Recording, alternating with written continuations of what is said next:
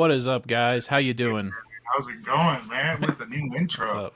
That's what's up. Yeah, just a little. I was playing with StreamYard before the before the thing, figuring out that I can use some tools. So let us know if you like that. That was just a simple little intro there, just to kind of spice things up a little bit. But welcome back to the Reptile Hangouts podcast.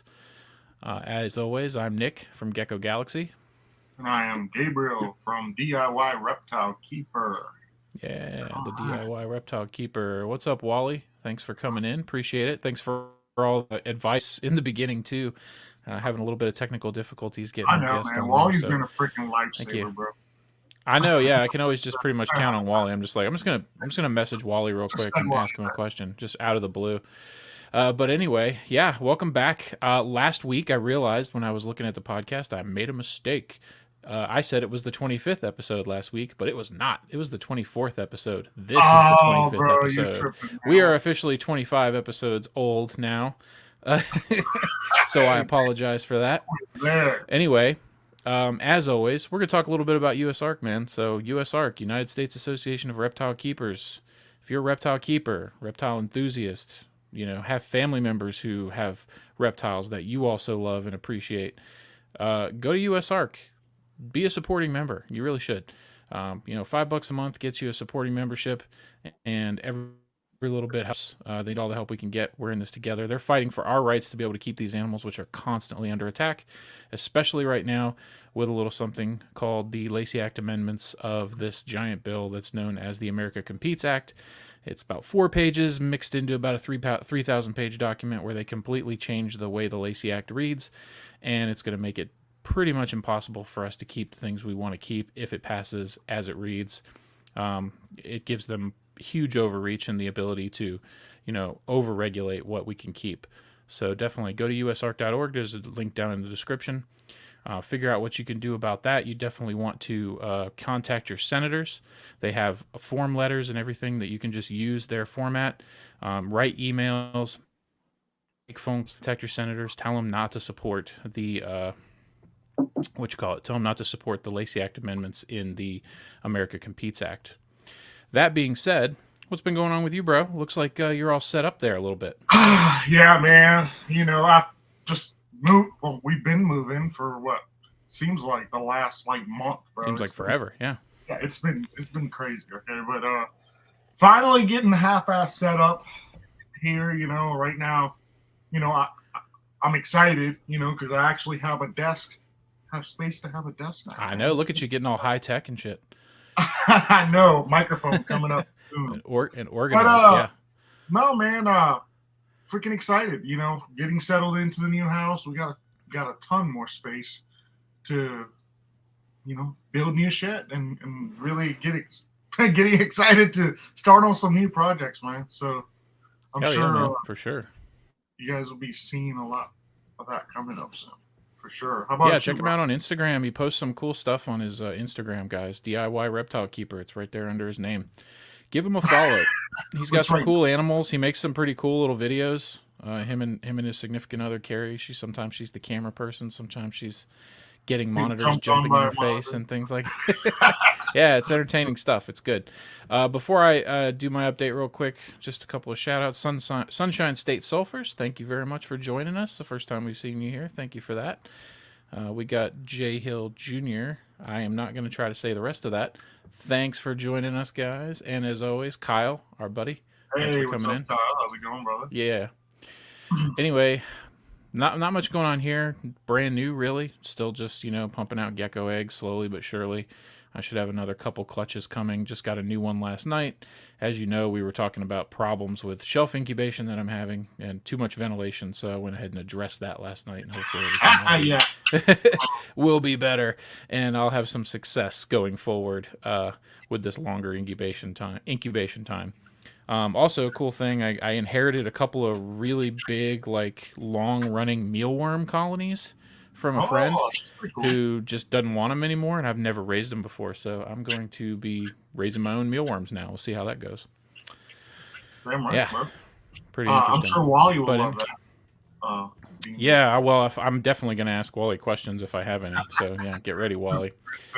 Christina Hill, first time here. Mike is coming and wanted to check it out. Thanks for coming. Yeah, we're very excited to have Mike on. So, without further ado, I'll go ahead and introduce our very special guest tonight. The man, the myth, the legend of herpeticulture, specifically monitor herpeticulture. We have Mr. Mike Stefani of Mike's Monitors. Hey, how's it All right. I had to There do my he little is. climb. What's up?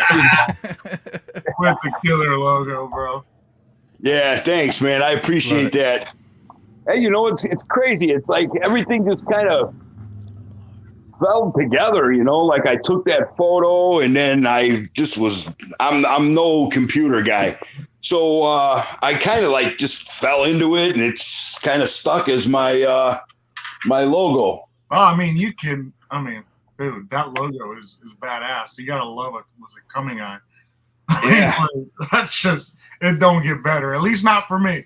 So yeah, that's my big male. I call him Lemonhead, and he's such a I don't know how to describe him other than I always say he's a gentle lover. Him and his girl are very gentle with each other. And hold on here, like I said, I'm low tech. I'm trying to get set up good, here. Man. Get it all set up. We're good. Look, I get it, man.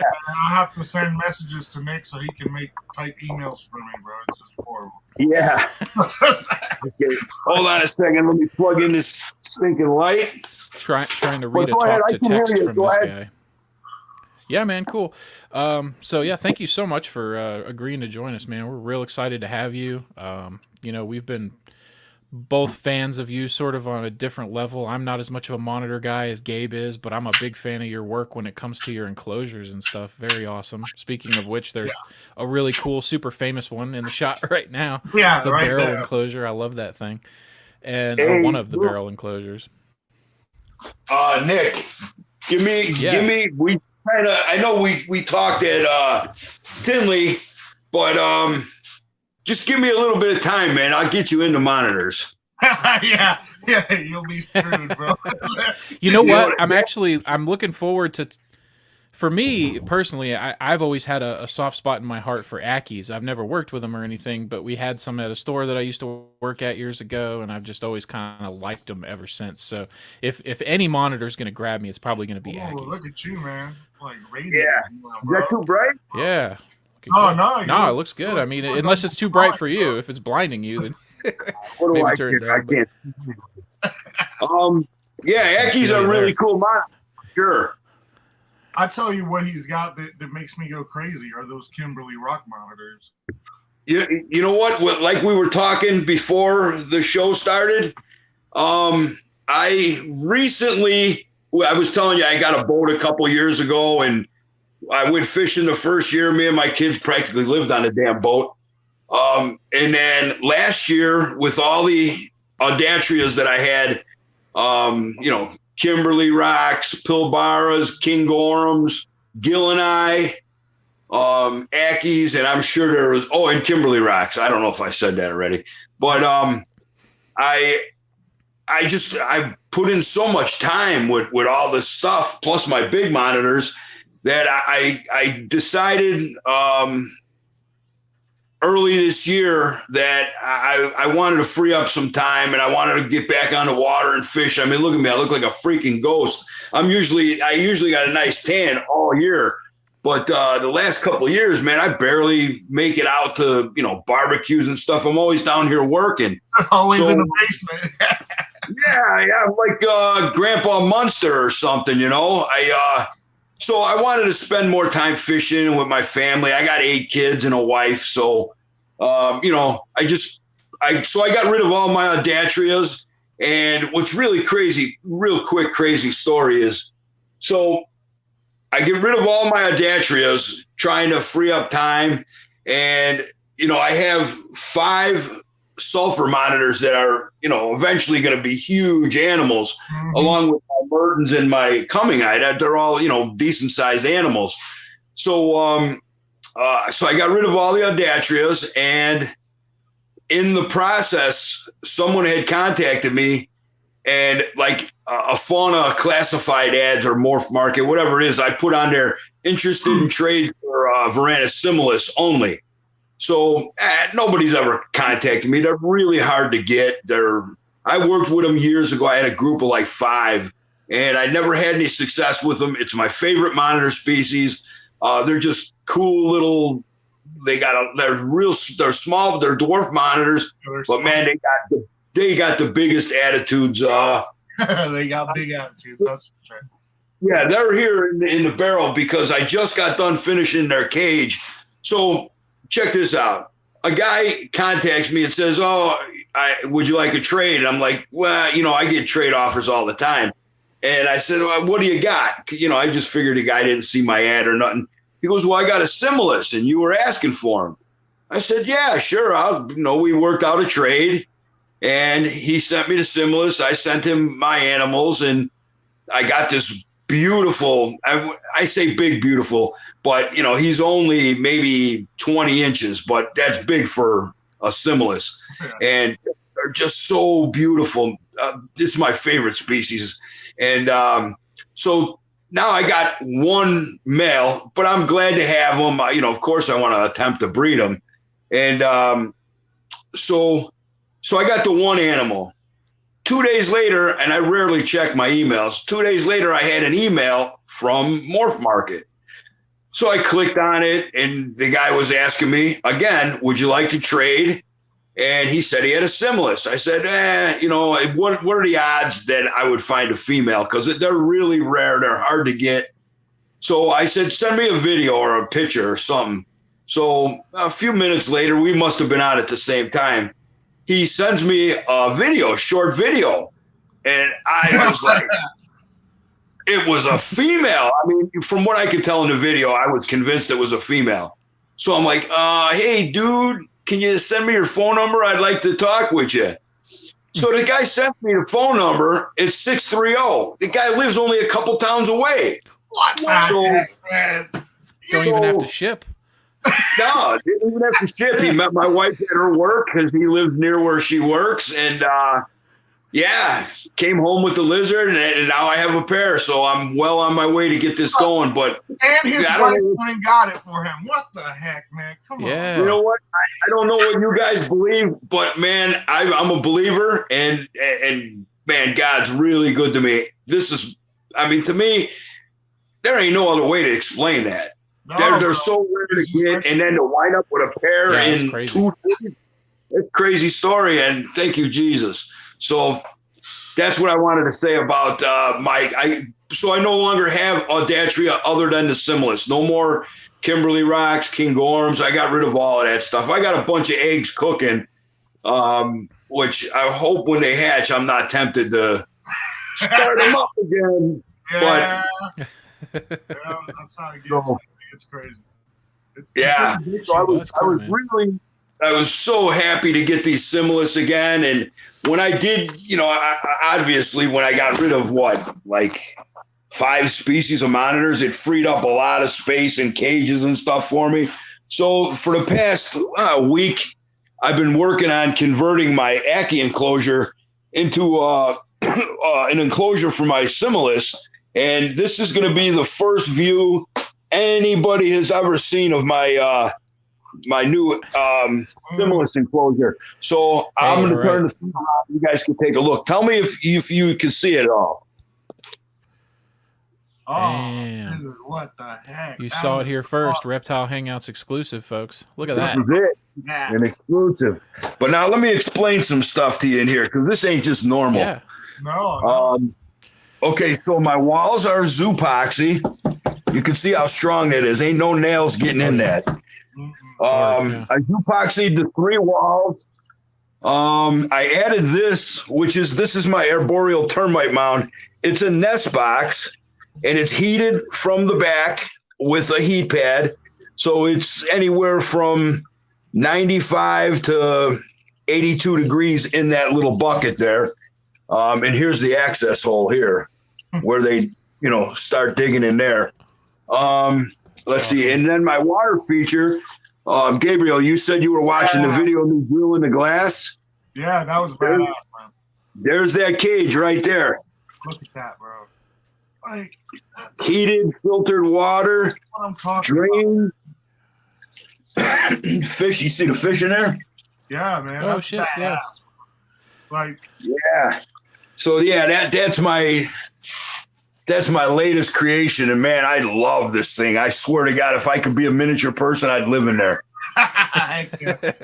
No, that's bad as hell. That's great. Yeah, man. Thanks for sharing that. That is so cool. And that arboreal termite mound, man, that thing is like spot on. It looks cool. I've seen those things like in the wild before, and they're crazy. See, but, Yep. but he made that. You said you made that out of a fish food bucket, correct? Let me show you. Okay, so you've seen that. Now, my wife owns a tropical fish hatchery. She sells tropical fish to all the pet stores in our area, and she gets food and Wow. all kinds of shit. She gets the big So buckets, don't you? this, I don't know. Can you see that bucket? Yeah. Okay, that's what my termite mound is made out of. Yeah, I've seen a couple wow. buckets like that. Me and Nick both worked at a pet store for probably a little too long. Yeah, I think we probably fed koi every day of our lives for 10 years out of a bucket that looked just like that. Yeah.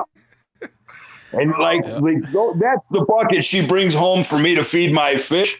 These are the buckets that she buys for her business. Heck yeah. 5-gallon bucket full of fish food. Whew. Freaking crazy. Yeah, go through a lot of food All when you right, got a hatchery so- like that, They I'm got the sure. monitors. They got Yeah. fish. So okay, enough of that bullshit. And now we I think we got some of your kids in here watching, Mike. Okay. Is that correct? Angelino, yeah, that's my son Angelino. He's him and my son Dominic and my daughter Gigi. Yeah. They help me, with the zoopoxy and my two sons. They help me build all the cages and then my daughter Sarah Jean, she's studying to be a vet tech. So between my kids, my wife, and my daughter Sarah, I pretty much got all the shit covered. Yeah, man, it's a family Yeah. affair. That's what I'm talking about. You Yeah, know, here's from Sarah right now. Come on in, Sarah. Say hi to the guys. Just doing it. I brought you some Italian donuts. Oh, nice. Hello. That's my Hey, daughter how you Sarah doing? Jean, Nick, and Gabriel. Hello. Hi, good to meet you. Look at that. What a good kid. She does all my vet work and gives me Awesome. Italian donuts. Oh, man. I love it. And they're hot. That's- All right. He said, "In there hot." Yeah, and they're hot. Yeah, heck yeah. Awesome. There you go. Very cool. Very cool. All right. So, we're not the first podcast you've done, Mike. So I know that other people have probably watched you before and probably gone through the whole background, like how'd you get your start type of thing. So, I mean, we can ask you that, or we can skip ahead to find out how'd you get into monitors. And I feel like that's the most important question for this. Absolutely. Okay. Well, again, anyone who watches, they always ask this question. So here goes the story again. So Yeah. I've been into reptiles my whole life, since I was knee high to a grasshopper. And so I always had, your neighborhood stuff, garter snakes, toads, turtles, and stuff like that. And then as I got older, I started like with colubrids. I had black pines, gray banded king snakes, just a bunch of cool colubrids back, way back. And Way back when, yeah, He goes way back. when bro. they were cool. Yeah. yeah, exactly. Well, you know what When they were the evil. colubrid. I mean, they're still cool. They are, yeah. I had a black pine for a while, and I'm kicking myself every day now for letting it go. You want to hear a funny story about my black pines? So Yeah. I had these black pines. This is probably early 90s, like early 90s. I had a pair of black pines. I got them when they were small. I loved them. They had a white scale under their chin. Oh wow. So I just thought that was cool. You never seen it. It's under his chin, right? But so the first time I bred them, the babies came out and they started having like the white chin, like one scale, a white chin, and then like just individual scales kind of crowned over the top of the snake. So I was like, shoot, I think I'm onto something here. So I bred them a couple times, and the white around the neck and the head region, it was increasing. Then I was breeding my rainbow boas, and I had a little booth at one of the local reptile shops, swaps. And somebody came up to me, and they wanted another vendor. He wanted to trade me a monitor, peach throat monitor, for one of my rainbow boa babies. Back then, the rainbow boas, they were expensive. So I was like, no, I didn't really. I mean, I love animals my whole life, but I never, until it's something you like, you don't research them real well. So I was just aware of like Savannah monitors, Nile monitors, and Asian water, just the commercial pet shop stuff. So this guy says, I'm like, nah, I'm not interested. He goes, oh, you don't even want to see the peach throat? I'm like, a peach throat? He goes, yeah, I have a peach throat monitor. I'd like to, see if you want to trade. I'm like, yeah, bring it over. I'm like, what the heck? I'll look at a peach throat, whatever. I never heard of it. So the guy brings it over to my table in his hand, not wiggling and going crazy, just sitting in his hand.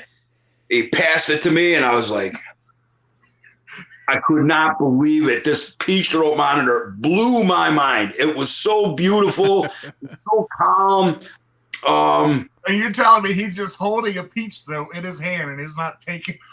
Nope, it's not scratching him up, nothing. What? So I said, yeah, sure, I'll trade. What do I care, right? I mean, that's like funny money when for stuff that I breed.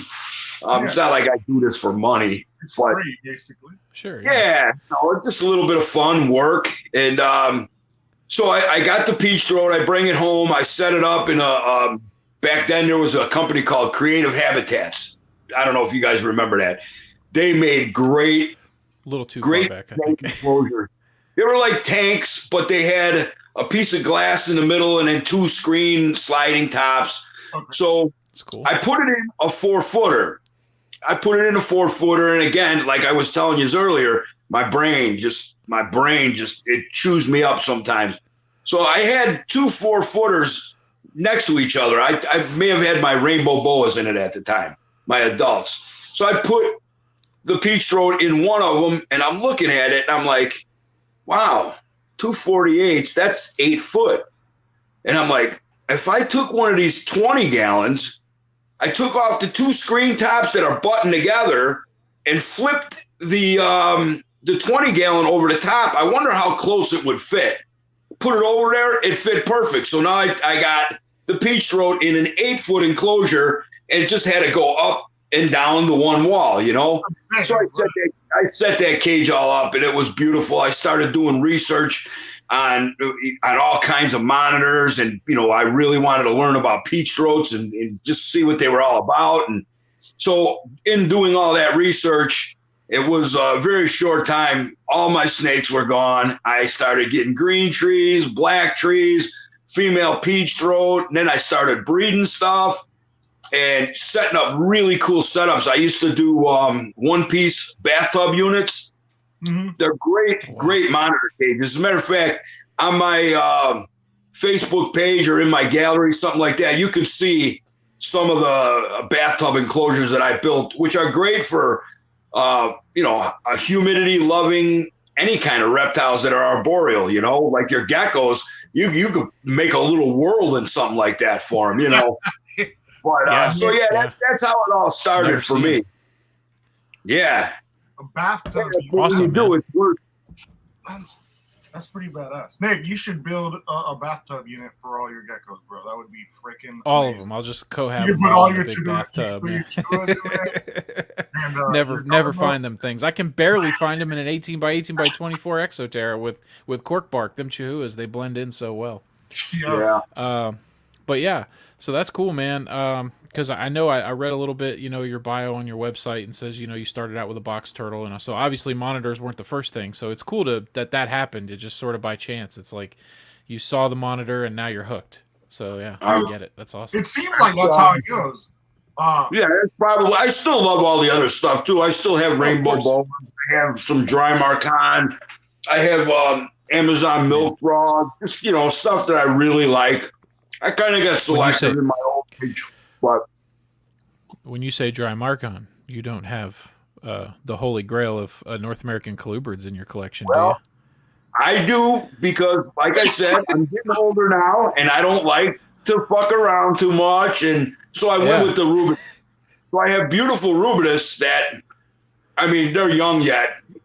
They don't have the red. These are Guerrero locality, so these get kind of big. Well, they all get big, but they have a nice white throat and just beautiful animals. So I didn't want to deal. I'm in Wisconsin and I grew up in Illinois. So I know in Illinois, it's just a pain in the ass with all the permits and stuff. So I just, back in the day, I did have some Easterns, but under, I had Easterns, okay? Yeah, I get it. We get what I'm saying. Get it? So, yeah, I know a little bit about herpetocultural history, so I get it. It's all good. So when I decided, well, I shouldn't say I decided. A friend of mine had bred his Mexican rubidus, and no permits needed. I had something he wanted. He had something that I was interested in. We made a trade, and now I have the rubidus, and he's got some Mertens, and life is good. And I don't have to worry about permits or nobody kicking my door down. That's a hell of a trade. Yeah, that makes well, it not nice. for that reason, anyways. Yeah. Gotcha. So, so how many species? I know you kind of named them off, and you said you were breeding like 10 at one point, and then you got the boat story that came into play. How many are you actually keeping of monitors right now? How many different species? Well, I have my adult pair of Coming Eye. I have an adult trio of Mertens. I have 1.2 young adult sulfurs. And then in here, I got another pair coming up. They're probably maybe 8 months away from starting to breed. They're getting big. So I have 7 holdback Mertens for, future breeding. I have 5 holdback Coming Eye for future breeders. And then my Similis and my sulfur. So I got, let's see, that's 5, 6, 7, 8, 9, 10, 11, 12. I have 12 breeder monitors.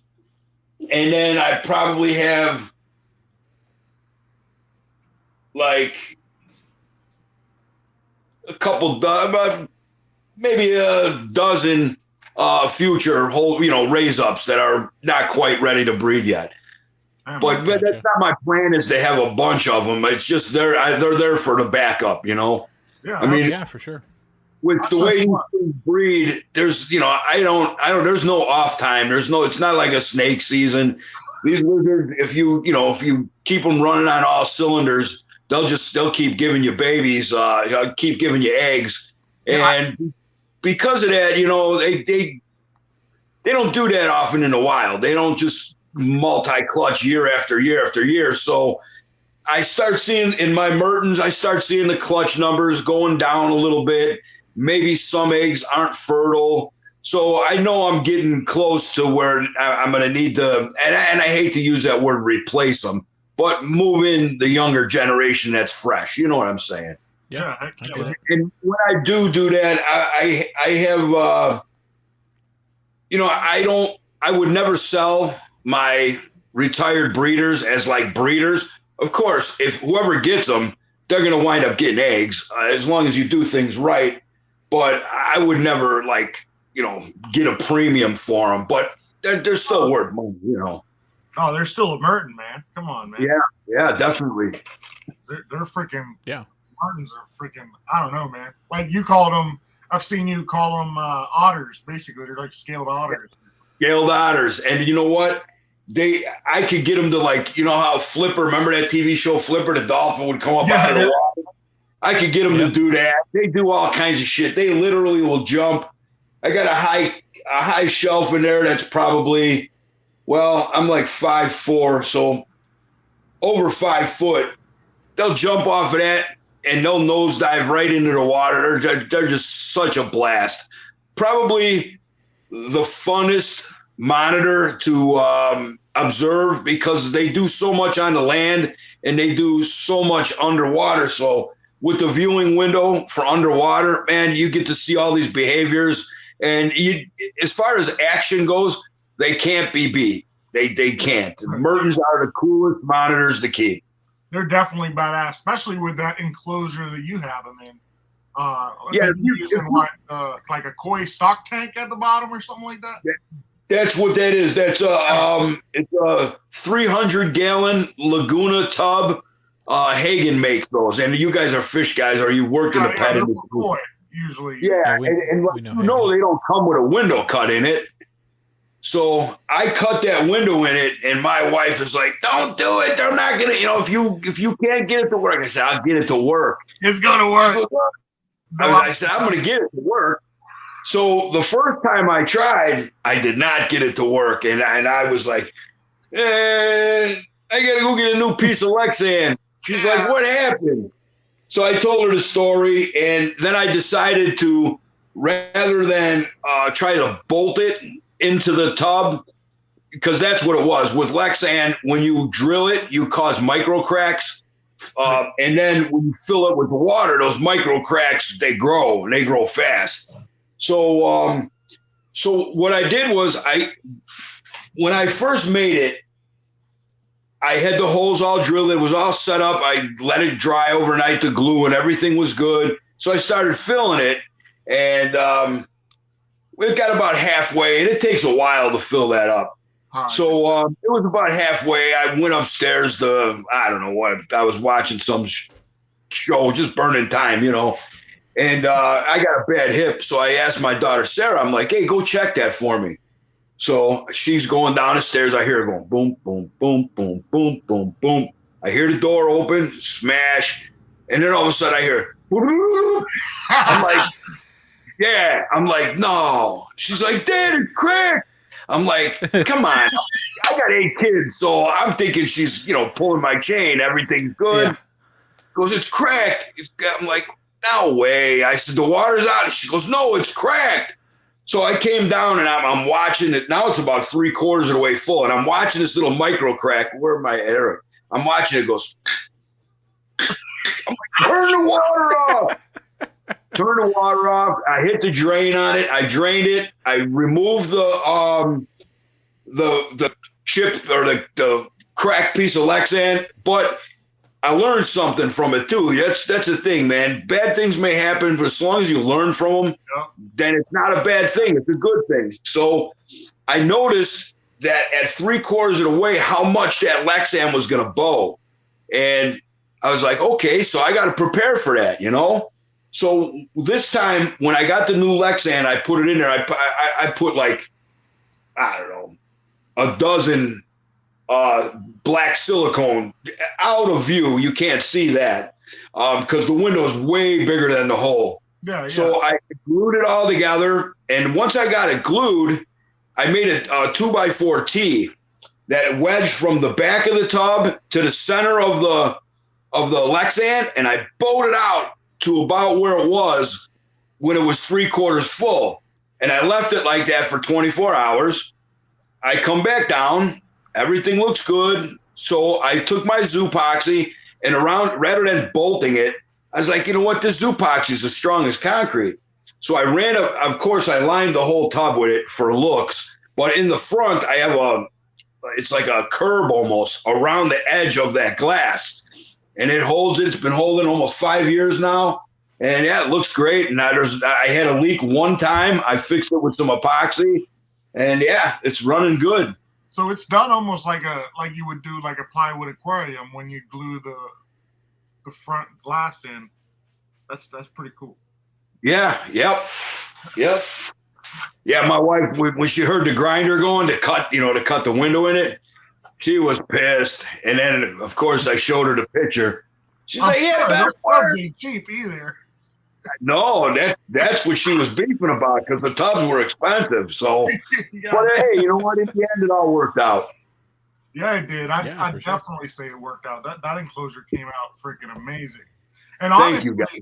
looking at something like that, it almost makes you say that you shouldn't keep a Merton unless you have it in something like that, man.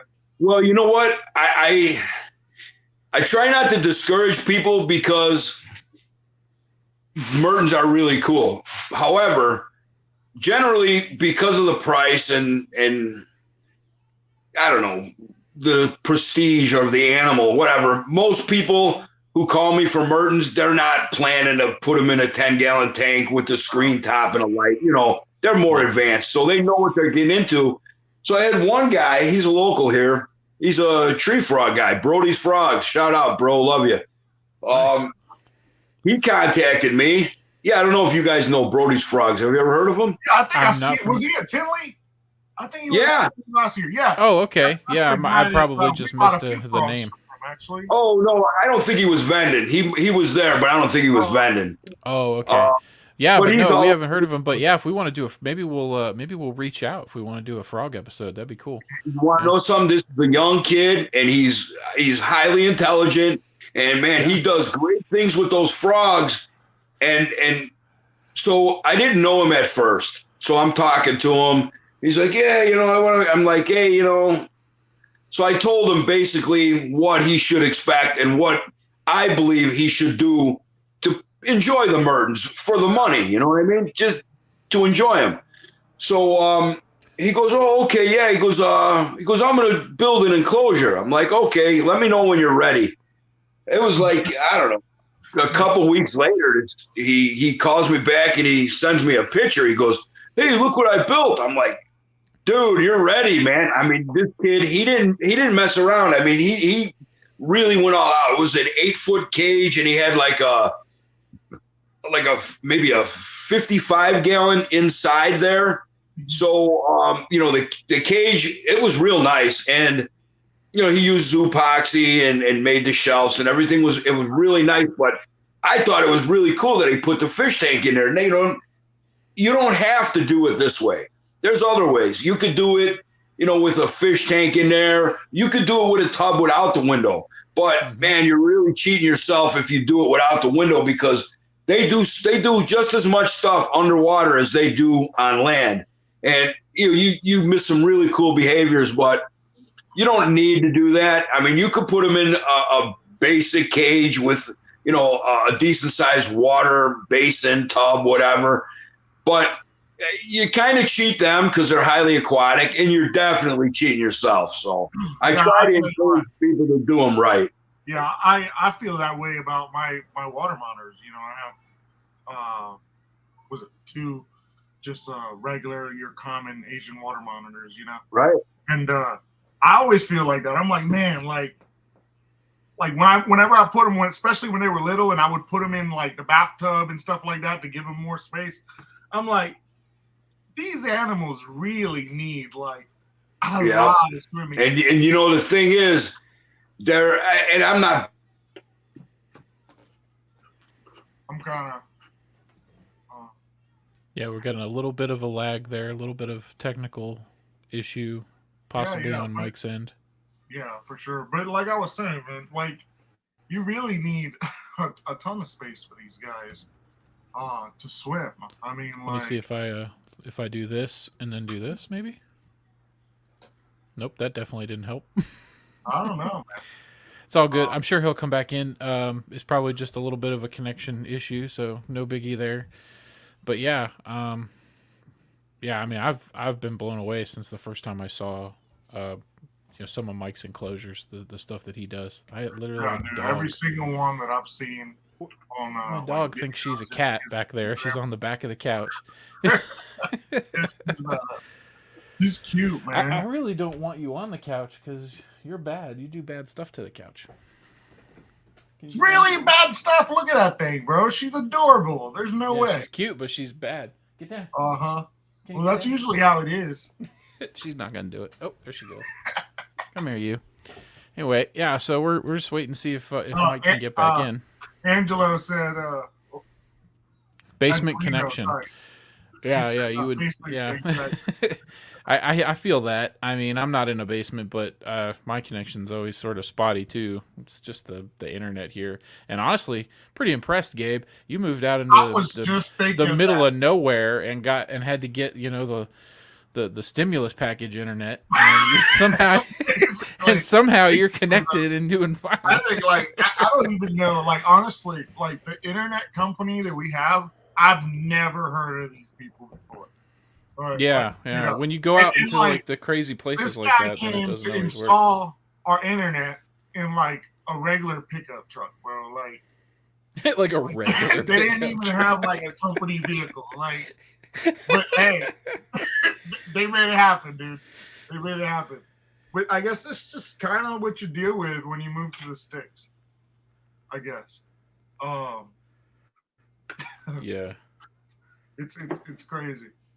But I'm definitely loving Gonna it. send Mike a message on Instagram there, see if maybe can give me an update on what's happening on his end. I tell you what happened. But yeah, He just got tired of looking at your face. that's Ooh. probably true. I mean, Burn. that's how it goes. I'm just saying. So what you Alert got the going burn on, unit. man? What you got going on? Normal over stuff, there, man. Look how you got that trimmed up the beard, looking good. Yeah, I had to trim it. It was getting crazy. Send the link. He says, "All right." Yeah, I do that. would do something, but I'm like hella patchy over here. Like if I trim off like a little bit here, it looks like I'm completely bald out of the face. Yeah. I gotta send Mike the link again here. See if he can reconnect. So what? He's trying to set it up. Yeah, just trying to reconnect. Yep, just having some difficulties. No biggie. But yeah, man. Yeah, I mean everything's pretty good over here. I'm not really making any progress on things reptile wise that I want to make progress on, like my new enclosure for my banded geckos. I just have I just basically stopped making the. Oh, he's having the devices not connected thing issue again. Man, it's okay. Not working with us. Technology is one of those things, bro. It's like it's freaking amazing, but when it doesn't work, it's the most horrible thing in the world. Like Instagram video? Are you trying to? Man, I'll tell you what. I've been super excited for this conversation, man. I don't know. I was almost like fangirling in the before I freaking. Well, this is a riveting episode here while we're trying to figure this out. Sorry, guys. You said what, bro? I think I accidentally tried to video call him through Instagram because I had the whole app open on my phone. I think I just touched it with my finger. So, yeah, interesting stuff. Really, really fun. But yeah, I mean, personally for me, I definitely would like to. He's getting ready to message me here. No, I think I call you. He thinks he called me. All good. It's crazy. We'll figure it out between us. I want to talk to him about. Man, it is just not working here. He's still having that same problem that he had trying to connect before we started the show. I gotcha. I had that same issue a couple times. It's a pain when you're doing it on a phone. You know what I'm saying? But yeah, I would. Because no Chrome. It's not even giving him the option to use the Chrome browser now. Man, that sucks. That's all.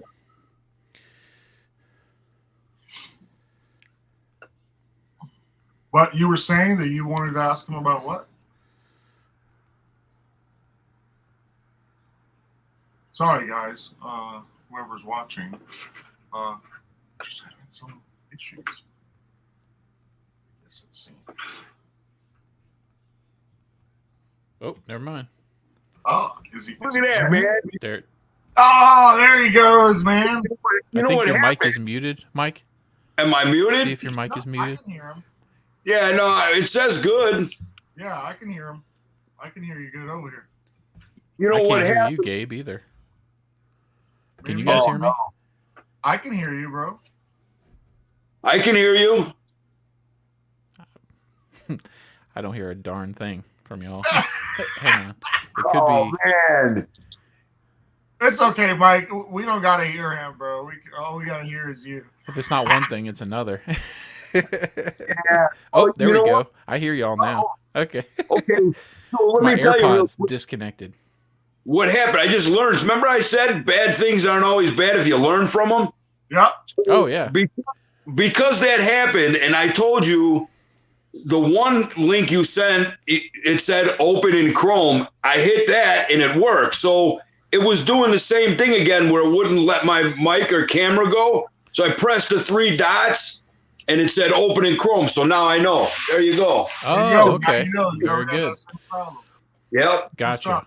And, Yeah, everything's Kyle an said- opportunity to learn. Yep. Yeah, I know. I y'all could hear me. I could tell. It was my AirPods. They disconnected. I was messaging you on my phone, so my AirPods were trying to connect to my phone instead of my computer. They're bouncing back and forth, which sucks, but it is what it is. So cool. We got you back. I'm glad. I was just getting ready to tell you if you couldn't do it, then maybe we would have to reschedule. As much as I don't want to, but Hey, any other time, man. Anytime you guys want me, I'll be here. Absolutely. cool, man. We appreciate that. Yeah. But yeah, so we left off talking about the Mertens enclosure. So I know you kind of touched on this a little bit without actually touching on it. But so when you're breeding monitors, I mean, I only know about some of the more common stuff for breeding that I've worked with. Are you keeping these guys paired like pretty much all the time, or are you doing seasonal stuff, or what's going on with that? I like to keep my animals together in pairs or in groups or whatever the case may be. I'm like an idiot here. I'm sorry. I'm trying to stay in focus. But Yeah, you're good.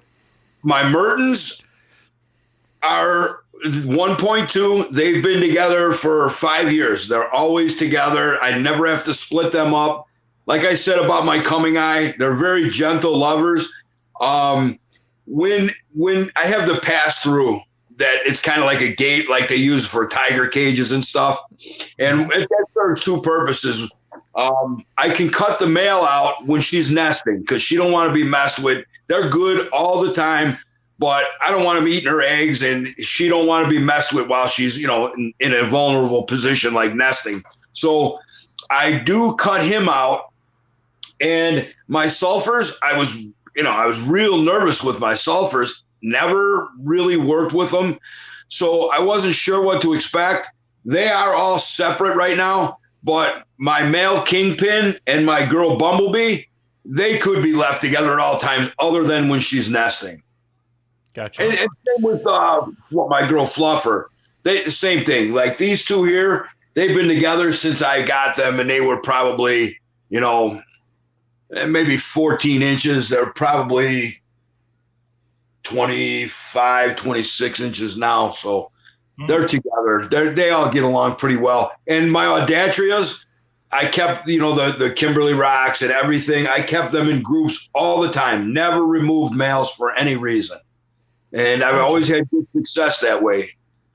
That's Okay. awesome. Well, yeah, that's just a little different, than some of the other things. So I was curious. And when it comes to getting them to breed, I know you said that if you keep them, hot and ready, essentially, that they'll breed all the time for you. But do you do anything differently? Are there seasonal changes in like your light cycle, temperature cycle, feeding cycle? I do not change. I'm on a 12 on, 12 off light cycle. No UVA or UVB. I've never used it. Whether it's good or bad, I'm indifferent. I've never used it, and I don't feel that they need it. I mean, they're doing it. And I know just because you're getting eggs, I get all the arguments going both ways. I just don't use it. So, 12 on, 12 off light cycles. The Similis, you gotta. I mean, I've not bred them yet, but I'm gonna try with them. The first in this new cage, I'm just doing what I always do. And I'm hoping, I could get them to breed, and we'll see. I'm trying to prove something out here, and it's only to myself, not to anybody else or anything, But I mean, here's the way I look at it. In the wild, these animals, they're set up for seasons and for, times of plenty. So when it's rough, why would you want babies that aren't going to make it when there's not enough food available or it's too hot or too dry. So the way I look at it is if you keep them in that breeding condition, that breeding zone, and of course in captivity, there's no predator. Yeah, there's plenty of food, the heat, and of course I'm down here every day for hours taking care of these things. You got to be, that's one thing about monitors. You got to be hands-on with them. And it's a labor of love. It is a labor of love. But even then, like when I used to breed them and I was working, man, I'd work 10, 12 hours a day and I'd come home 5-6 hours on my animals at night. It's a rat race. So now that I'm retired, I have nothing but monitor time. And that's what I do. I give them all the time that I can. And so if you keep them running full speed, like optimum temperatures, optimum humidity, clean water, plenty of food, they're just going to keep, throwing eggs at you, in my experience. I'm right, man.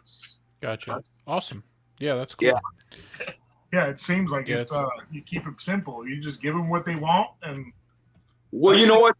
People say, and I try to be humble because I know that's what God wants me to be, is humble. And God give me the passion for this stuff, and God gives me the creativity to build beautiful enclosures and the passion to take care of these animals. But I'm not a lizard, man. I provide for these animals, and they're the pros. They're the ones, as long as you support them the way they need to be supported, they do what they do. They're the pros, not me. They're the pros. They're going to find a way, right? Yeah, exactly.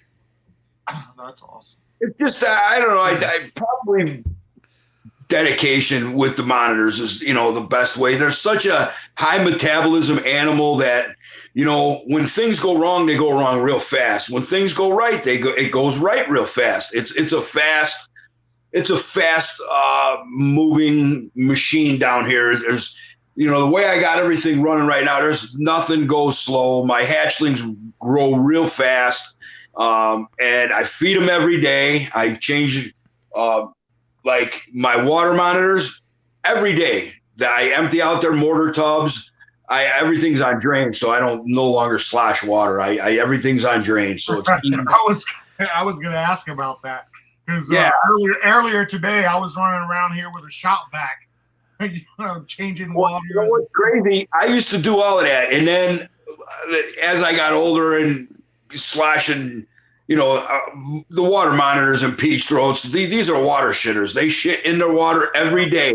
So they need to be cleaned every day.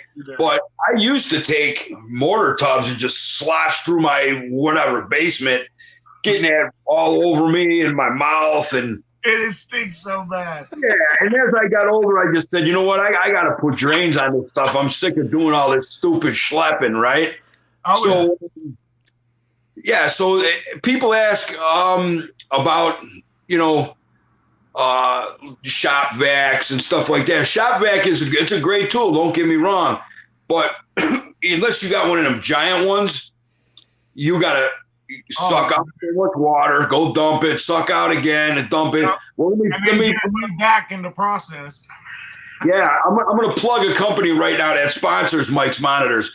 It's a company called Owasa Living Waters. It's a fish tank. It's a European. They're in North America now, but they're a European filter, anything water, heaters, fountains, pumps, canister filters, pond vacs. So when they wanted to sponsor me, I'm like, okay, well, what I don't understand. I'm not a break. I'm a lizard guy, man. I'm no business guy, nothing like that.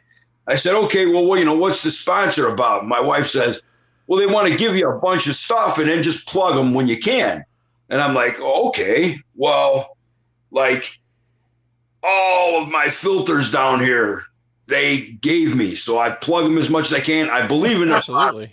So I believe in their product too, because even when I was a little kid and I used to keep turtles and snapping turtles and I'd always do the little, internal little filters. You know, they don't really do shit for turtles. But you know, what are you gonna do? So I always said, man, with the fish tank with the fish tank heater in the water with snapping turtles and alligators, they always break the glass filters, you know. So I always, even when I was young, I always said, man, there's got to be a way to heat the water without, you know, through the filter, without putting the heater in with your animal, which is dangerous for you and them.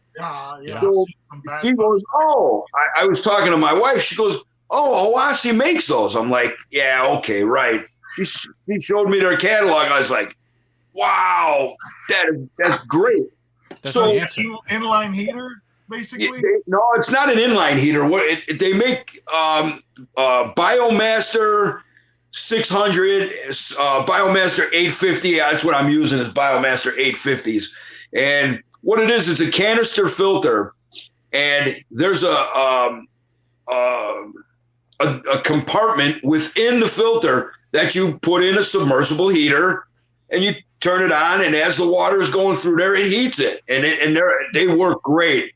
So they also have another feature that I really love. It's a pre-filter, just like a saltwater tank or something, but it's in the canister. So when your canister filter starts slowing down, 2 little valves. You open this one, you pull out the pre-filter. I got so many of them. I don't throw them away. I throw them in the sink. I put new ones on, put it back in, and the filter's running great. And I haven't changed. Like I used to use Eheim, and like every 3-4 months, I got to take that thing out, empty all that sludge out of there. These with the pre-filter on the Oasi filters, I have not changed that. It's over a year. I have not changed it. Just once a month, I take out or as needed, I take out the pre-filter, put new ones on, rinse the old ones, and I'm just always rotating them out. And it's great. It's great. So you've officially sold me on this, Nick. I need you to get the information from him so we can put a link up, because I want to try one with you, man. That's badass. Oasi North America, and the stuff I'm talking about is like big stuff. They got stuff for fish bowls, like for people who like keeping goldfish in a bowl. So they got everything. I want them for my monitors, man. Well, let me tell you something. You're the shop vac guy. So I kept telling her too, hey, does Oasi sell a pond vacuum cleaner? And again, I figured it was going to be like a shop vac. It would fill up and then you'd have to empty it.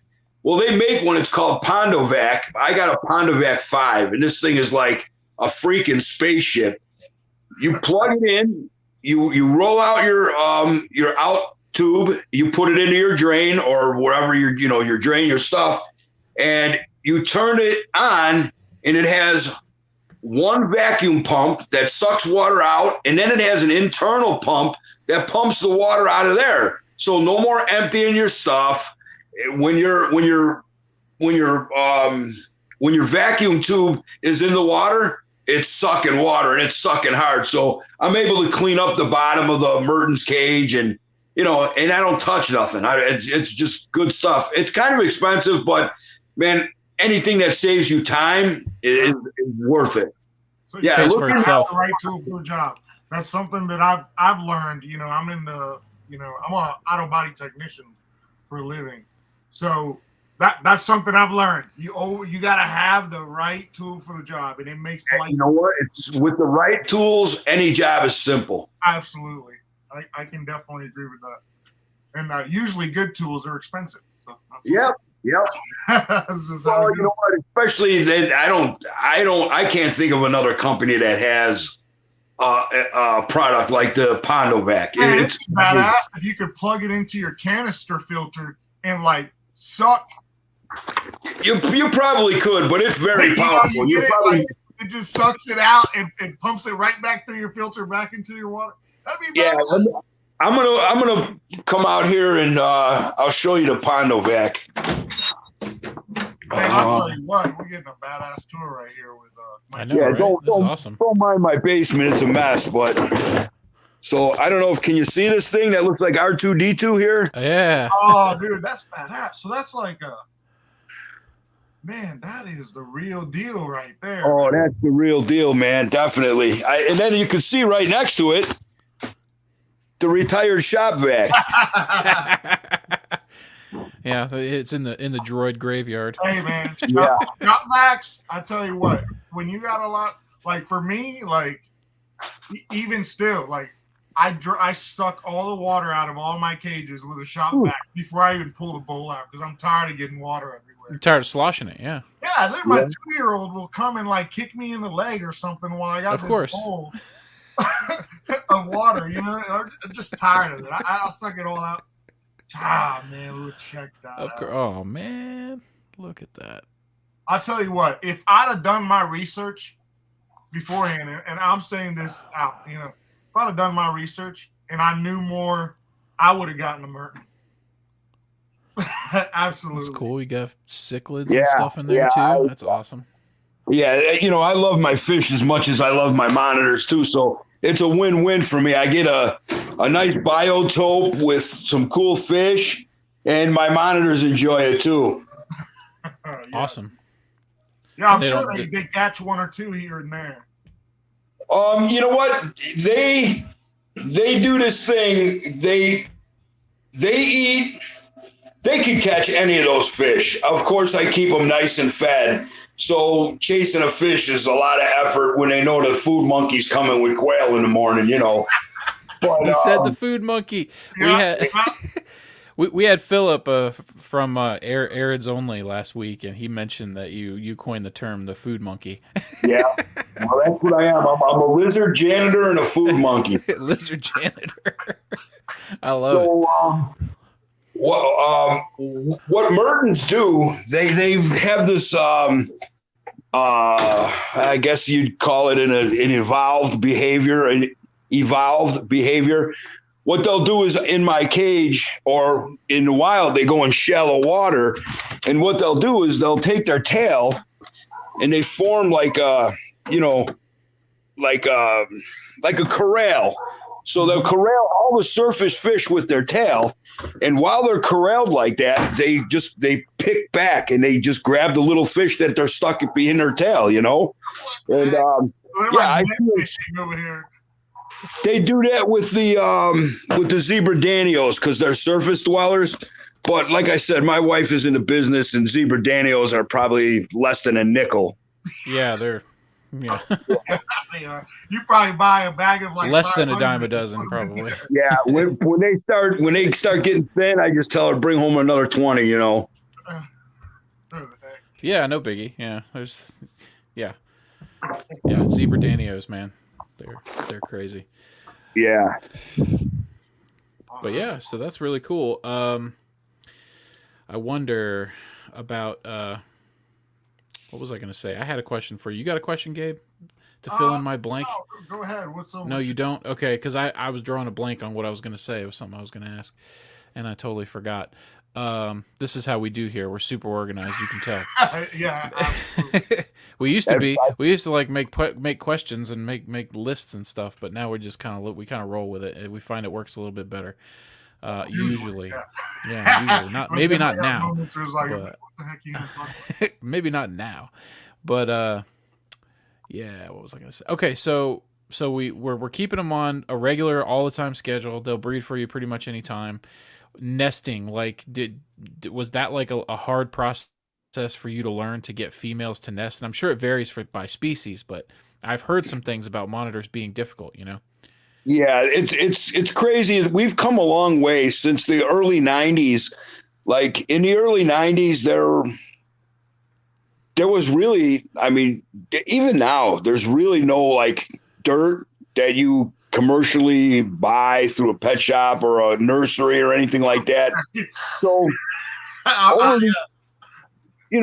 the years, like the preferred bedding was cypress mulch. Of course, that sucks for nesting. It's good for a substrate, you know what I mean? But it's definitely no good for nesting. So, I can remember back in the early days of kingsnake.com that, like, people would they'd mix potting soil with peat moss, with sand, and with this and that. And, number one, here's a little FYI for anybody who's out there trying to do stuff with monitors.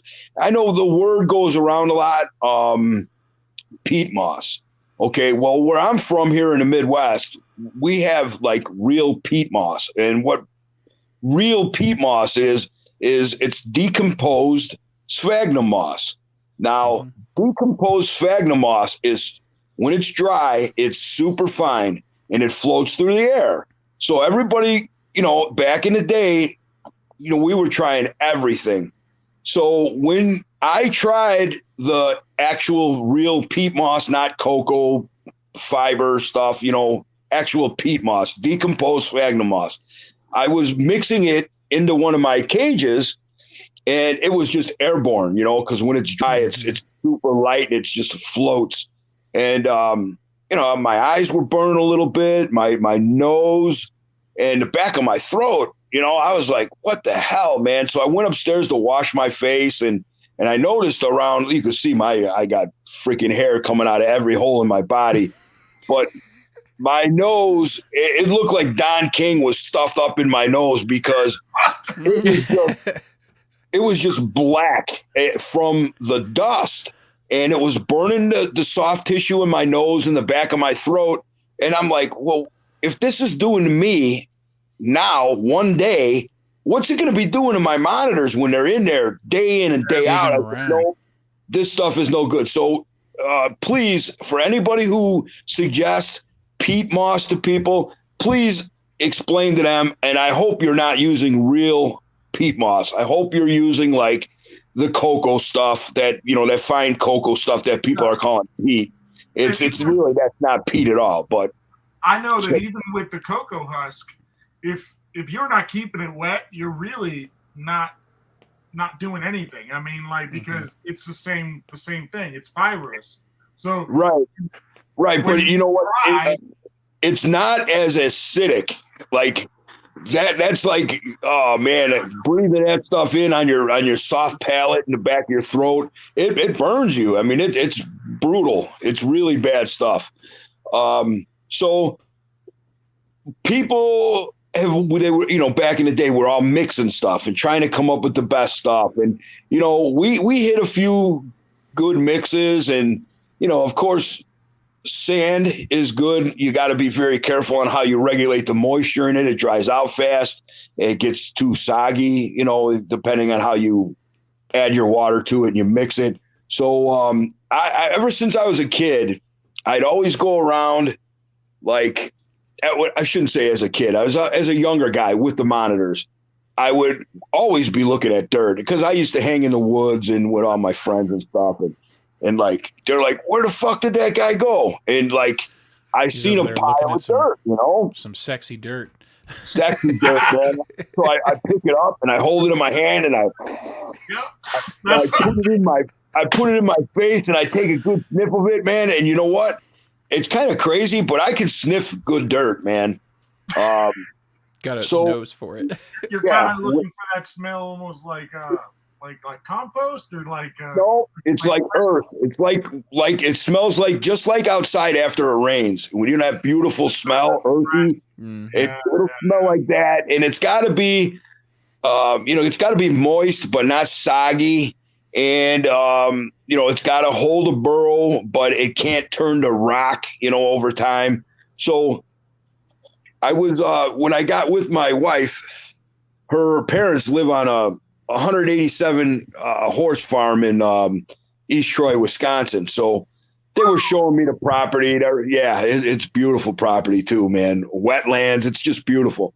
So they're driving towards the burn pile, and I noticed this giant pile of dirt, and just looking at it, I'm like, stop the car. So that's the dirt. Her dad stops the car, and there I go, man. I'm on my knees in this pile of dirt. Just like, what the hell is wrong with your boyfriend? Is this guy crazy?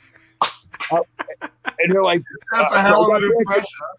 Yeah, I got back in the car. I'm like, wow, that's good dirt. They go, yeah, you like it? I'm like, yeah. They said, You could take it, and there had to be 30 to 50 yards of it, and it's what I call the magic dirt. The magic. That's I awesome. like it. So, The magic dirt. It's the dirt you've been waiting for. Mhm. that's pretty awesome. That's cool. So you just had Look, to. he's It's a over trick here of finding picking the right dirt. Yeah, he's over well- here picking up, 30 yards of dirt, and I'm over here like hauling bags from Lowe's. Oh, trust me, and this stuff is. And I'm not trying to crack on you or nothing. This stuff can't even be compared. This pile of dirt has been outside in the Wisconsin weather for 20 plus years. It's just what happens is because they got such a big property that everybody in the area, when they have old like wood chips, I'm not saying commercial wood chips, like when you chip your trees and they use that for like their landscaping. Well, after a while, it kind of starts breaking down and it doesn't look so nice no more. So they bring it every year, every spring. They pull out the old stuff, bring it to Jack's farm, and they put new chips in their thing. And I'm like, keep it going. So you're basically composting these chips. Pretty much. Oh man, that's freaking awesome, bro. I mean, when I need a load and I go dig, I don't know how much I get. I get lots and lots of it when I go. I'm digging up blanding eggs, but of course I always put them back. When I get into where there's happens to be a turtle nest, I'll move the eggs and I'm sure they hatch. But Of course. there's grubs in there. There's millipedes, centipedes, wood lice, springtails. The wood lice, just all kinds of stuff. So it's really bioactive, and it's really good stuff. I'm guessing you're not sterilizing this soil. A lot of people, you get a lot of people that just go nuts about how sterile it has to be, and I'm thinking to myself, like with me, if I see a branch outside and I really like that branch and I think it would look good in one of my enclosures, it's going in my enclosure. You get what I'm saying? Damn right. It's crazy. This story is okay. When I was a kid and I used to build naturalistic habitats for like Burmese pythons and boas and stuff, I would always look for dead wood, like driftwood. The bark is already fell off. It's kind of that gray steely color. It's beautiful stuff. But I found that the boas and the pythons liked it much better than they did barked, almost fresh cut tree. You know what I mean? With the bark still intact and everything. When I started getting into the monitors, I was like, man, they can't climb this slippery shit. I'm going to try some with the bark on it. Yeah. And of course, I just cut down a tree if I like it. I'm not saying I go around, cutting the woods down, but you know what I mean? I get it, dude. If I want something, if I see a nice branch, which is kind of weird to say, but if I see a nice branch, it's coming home. Oh yeah, hey, I'm right there with you because when I'll be driving down the road and I'll stop the car and they'll think I'm nuts. But yeah, I keep a little limb saw with me in the summertime, and you never know because you never know what you'll find, a hollow log or just that perfect branch. So in doing all of this, back in the day, now this is going back to the mid 90s, whatever, and people were like, "Oh, aren't you going to sterilize that?" I'm like, dude, I'm putting it in a cage with a wild-caught peach throat monitor from New Guinea. You think whatever we got around here is going to bother the lizard? So inadvertently, these lizards in the wild are running around with a can of Febreze before they. Yeah, right. Give me a break. Yeah, give me that sanitizer. So in doing this, and believe me, back in the day, it was rough. I mean, people used to tell me, "Oh, you ain't doing it. You can't do that. They're gonna get parasites." And I'm like, "Okay, you do you, I'll do me." And so I just never listened to the norm, the mainstream of what was going on at the time. And they're like, "Oh, you don't bake it or you don't wash it?" I'm like, "No, I don't bake it. I don't wash it." So inadvertently, this is going way back to where there was no such thing as bioactive per se.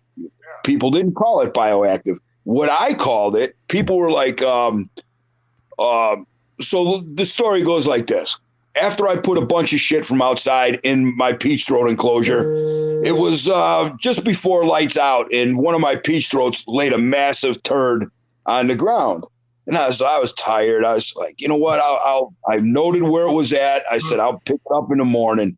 So lights go out. I go upstairs. I go to sleep. I come down right as the lights are going on, and I'm looking for that pile of shit. There's no pile of shit anywhere, but I got millipedes and centipedes and roly-polies just running from the light, you know? And the shit was gone. So I'm like, wow, that's pretty cool. So I started calling all that stuff, all those little, centipedes and millipedes and roly-polies. I used to call them my workhorses. And then before you know it, like people were like, hey, where can I get them? I'm like, just go rake up some leaves in your yard and throw them in your cage. Yeah. So, Hey, you know what? You could probably bottle those up and sell it. Well, you know what? They do now. There's a lot of people that do, but I mean, you get them for free if you're, of course, if you don't want the dairy cows and all that fancy stuff. I don't care how fancy it is. Just one to eat shit. Hit Wally up for You don't need the fancy stuff for the workhorses, man. I don't do that either. I mean, I've gotten a little bit into the fancier isopods here and there, but my bioactive enclosures have, like the Porcellio scabers or whatever in them. Yep, the local stuff. Yeah. You know what? People used to, what the hell? Where was I going with this? Geez. Man, I just had a brain fart big time. It's okay. It happens. We're talking about roly-polies and stuff. Oh, so people always say they're gonna overtake your enclosure. They're gonna come out of the cages and live in your house. And I'm like, number one, my house ain't moist enough to keep that stuff alive. So I was never worried about that. I was worried that maybe they would overpopulate. You know what I mean? But what I found over the years is when you first put them in there, you have, like when you go rake up a bunch of leaves, you throw them in your enclosure without baking them and sanitizing them, which is stupid. So when you put them in there, you do have a lot. But what happens is, they're living on detritus and your shit and stuff. So what happens is that it balances out whatever's not strong enough to get that pile of crap and eat it. The weaker ones, they all die off, or however the strong survive, however that goes, but it balances out. So while you think you would have, an overpopulation of them, you don't. They can only survive to what's provided for them as far as, what they eat, their waste. So, it just balances out. It's really a beautiful thing. And it's so inadvertently, found out by myself, for me anyways. I don't know who else was doing it, but for me anyways, I was worried about it at first. And then, I started seeing, there was a lot. Now there's just enough. And then I realized it's just like anything else. It's just like a biological filter in a fish tank. It just balances out from what it's, the ammonia content is in the water and, nitrifying bacteria and whatnot. Basically a self-contained ecosystem. Absolutely. Yeah. Except for you're the guy feeding it. Yep. Yeah, I mean it's what we call a carrying capacity in the business. Population will reach a certain point, and then there's some limiting factor, and the limiting factor in a cage is the available crap, the available detritus, biological filter, like you said, the available chemicals that are coming from your fish waste. Yep. Pretty cool. Pretty cool stuff. A lot of it. Also, too, like, you get these people that have like issues trying to keep some of this bioactive stuff alive, and here he goes, just putting in dirt from outside. But Mm-hmm. like I'm trying to think of what I'm trying to say. I mean, like it's really just not that difficult. You said what? I get it 100% because I've had crashes in my bioactive enclosures where I thought everything was going good, and then it just seemed like, well, damn, there's no ice pods. I definitely don't see any springtails. Like, what's going on? So I think sometimes if you try too hard, then it doesn't necessarily work out.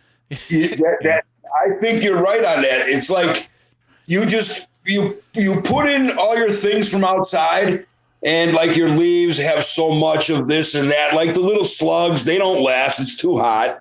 All the other ones living, just under the surface of the dirt or, under your leaf surface, and they come out at night when the heat lights are off. And like you say, yeah, it is a balancing act. I'm gonna go in my walk-in. I hope you guys don't mind. No, yeah, good, absolutely. man. Something that I'm curious about: how much dirt do you put in these enclosures? Because you're about to see one of them. That's what I'm curious about. Because I mean, especially what are you talking about? Like yeah, no. This is the same tub. This is the same tub that the Mertens water is in. This is a 300-gallon tub of water, but this is all substrate. Now, I don't know if you guys can see, I'm going to dig this up a little bit, and you'll start to see all the springtails. And see them running over there? Springtails, there they go. Everywhere. They're everywhere, and they don't overpopulate. They kind of balance themselves out perfectly. And this enclosure here is she's getting close to 6 foot now. Female sulfur monitor. I don't know if you can see her there, do you? Not quite. Is she in the hollow? Yeah, she's in the I see the tip of her head. Yeah, I see the tip of her nose, yeah. Oh, yeah. Yep, beautiful. I've seen her on Instagram before, and they're just yeah. I'll tell you, there's nothing like it. Once you get hooked, once you get that monitor bite, that's kind of what happened to me. Like once I got my first lizard, not first lizard because I've had other stuff, but like my first monitor, that was it, man. It's just nothing like it. At least Kingpin will come out here. The lights are actually he's hungry, man. Here's Kingpin. Hey, look at him. Man, look at that. He knows he's supposed to be sleeping right now, but he's seen me coming, and I've been working on that cage like a dog, so he's probably hungry. Come on. Come on, dude. There you go. Yeah, I was telling Nick earlier, my 2-year-old thought it would be funny to drag a chair over here and unlock my water monitor cage. This morning, I'm over here like changing waters on my other monitor cage, and there's a freaking water monitor just licking my freaking toes. I'm like, man, what the heck is going on? You're not supposed to be there. That's one thing I really like about the big monitors. You can, all of my monitors, I pretty much hand feed from when they're babies, so they're all really cool. But the big ones, when you can let them out in your room and you don't have to worry about them getting behind a wall or something, it's really, really cool. Oh, yeah. But this guy, are you going to be in Tinley in October? We plan on it, absolutely. Well, this guy, I'm going to have this guy with me. That'd be cool. That guy, man, he is smoking, man. Yeah, he's just really cool. And it's crazy. These sulfurs are probably maybe 3 years out of the wilds of Java. And man, I don't know why, but they love me, man. They've never been aggressive. Those are wild caught, and they're that calm. Yeah, they're wild caughts, and they're that calm. Cow, man. Wow. Yeah. See, I got really lucky with them. That's a testament to the work you're putting in, though, I feel like, too. I mean, maybe not every single person's going to put in that kind of work that's needed to get to that point. Okay. Right. I'll tell you what, at least for me, I've noticed like working with monitors, it's like having another girlfriend, man. Like you really gotta pay some attention. You gotta be there. It's a relationship that you gotta build, man. Because if you're not there one day, they're gonna remember that. Oh yeah, they're high maintenance. I know what you're saying. They're definitely high maintenance. They are. I'll tell you what. So we've been moving basically, the last month, and everybody. Like all the big lizards, they're just not happy. They're still. Once you get settled, they don't like change much. So once you get settled, they'll go back to normal. Where do you live, Gabe? Well, so originally we're in Virginia, but originally I was in like Hampton Roads, Virginia, like Hampton, like Virginia Beach area, stuff like that. Okay. And we just moved to the country, basically. So we moved about an hour and a half away. And it's just the coastal version of the country. Yeah. Yeah, I guess so. Yeah, it's coastal, but it's country. I'll tell you what. How about you, Nick? Where are you at? I used to live where Gabe lived, coastal Virginia, but about 6 years ago, moved out here to West Virginia, trying to finish up my master's degree at university here. So, yeah, that's what we've been doing. What? You're the first person I ever heard say West Virginia without saying West by God, Virginia. By God, yeah, that's what my dad always said. My dad grew up here. He grew up in Fayette County, and he used to say that all the time. Yep. So did my mother. After being with him for a while, every time she would mention West Virginia, but they're not together anymore. So she would mention it in kind of a condescending way. She'd be like, "West by God, Virginia." Oh, I got it. Yeah, I always heard it in a positive light. But I have a friend who lives in Front Royal. Oh, sure, I love it here, and I mean, we're here. What happened? We missed what you said. You got cut off there, but I said I have a friend who lives in Front Royal, Virginia. Have you ever heard of that? I've heard of it. Yeah, can't place it in my head right off the top of my head, but I've definitely heard of it. Relatively close to actually where I'm at. Oh, is it? Okay. Yeah. So cool. Damn right. But yeah, and you're in Wisconsin now, or you're in Wisconsin. I'm in Cheeselandia. Yep. Awesome. Cool. Yeah, man. We definitely are hoping to be at Tinley like we always are, and hoping to be there in October. We usually try to just go in October. We went for the first time in 2018, and it just blew our mind holes. So, we were like, we got to go every year after that, and then COVID hit, and it turned into a thing, and we finally went back last year. So yeah, we're trying to get it planned out. And you're going to get another exclusive from Mike's Monitors here. The barrels are retired. No more barrels at the show. No. What? No. You know what? They're so heavy. They're so hard to move. And then, so. It's a barrel. So when a barrel is full of liquid, it's tight. It's nice and tight. When you take the barrel out and start cutting the fronts off of them, they lose their integrity. They do a lot of expanding and contracting. So moving them, when I move them, I got to bring a whole repair kit with me. When I set it up, if I get a little spring leak, I got to fix it real quick. Here's a funny story. The first time I vended was at the Missouri show. So that's 5 hours from here. So we pack everything up. We take the trailer. We go all the way down there. And I'm just praying the whole time. Please, no leaks, no leaks. So my river barrel, it held up perfect. The big whiskey barrel, it had a tiny little leak. So we got there at about 5. I was set up by probably 6. So now everything's set up, and I'm just watching and making sure everything's running good. The filters, everything is going. And I noticed this little pin leak. I'm like, what? So now I got about 45 minutes before they kick you out of there. They don't want no excuses. When they say 7 o'clock, get out, you got to get out.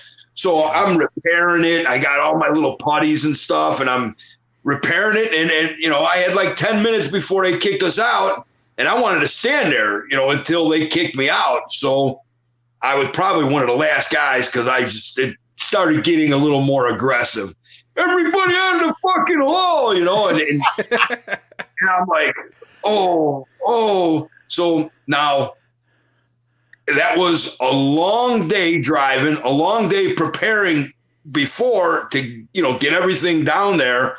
And we go up to our motel room, and man, in my head, I'm just hearing drip, drip, drip. I'm like, I'm sure I'm gonna go down there. I said, I'm going to go down there tomorrow. My table is going to be soaking wet. My fish are going to be flopping in there. My filters are going to be smoked. And so I didn't sleep at all that night. I went back down there, I pulled the cover off of everything, and I was like, oh, thank you, Jesus. So it held up, man. But it's a lot of work, these barrels, you know. And yeah, you know, since I don't have Audatria anymore, I don't really need like the little desert looking one and the Coming Eye, the river barrel. So I have some. You seen the acrylic cubes that I have? Yeah. They were displayed there too. Yeah. Those are what I'm going to be using now. But I'm going to deck them out, you know. But they're not going to be barrels. Oh no, I still look forward to seeing it. I got to see the You know barrels. what I'm going to do though? I'm going to get, like, you know, the banners, how they got those banners that are retractable. I'm going to put a really nice photo on one of those banners of my original setup with the 3 barrels and the Mike's monitors and all that stuff. So they'll be there on a banner, but they're not going to be there physically anymore. Just too much. Gotcha. Yeah, I can only imagine, man. That'd be a pain in the butt to log. Yeah, that makes sense. Like for sure. I do love them. I mean, it's a work of art, actually. I mean, really. Yeah, they are. You know, I had never seen nothing like it until, you know, I saw that one video Dave Kaufman put up, and I was like, man, that's just a cool idea, man. And another thing, you guys keep bringing up, like, the tour. Dave came here. He did a great job, but he left out one whole portion of Mike's monitors. So if you go on my YouTube, Mike's monitors YouTube, you can see the full room tour of all my stuff, everything from front to back. He kind of linked. Yeah. It's linked below in the description. All your socials and your website and your YouTube as well. We were definitely going to mention that, whenever we were wrapping up, because we always ask, where you can find you. But yeah, that's definitely cool. The YouTube stuff. Lost my train of thought again. I'm just really on it tonight. Really, I'm just like, stuff. YouTube is cool. Yeah, definitely check out Mike's YouTube. There we go. That's what I was gonna say. Bro, sound a little more excited about it, man. So, and like, since I got rid of all my Audatrias, that nice Kimberly rock enclosure I built, it's very species specific. I mean, you could have put Ackies in there. You could have put Pilbaras in there. You could have put King Gorhams in there. Probably a lot of the Western Australia species, but that I made specifically for my Glauerdi, the Kimberly rocks. So when I put all my animals up, all my Audatrias up for sale, a friend of mine had said, I want your Kims. I'm like, hey, would you want the cage too? He goes, yeah. Is that a real question?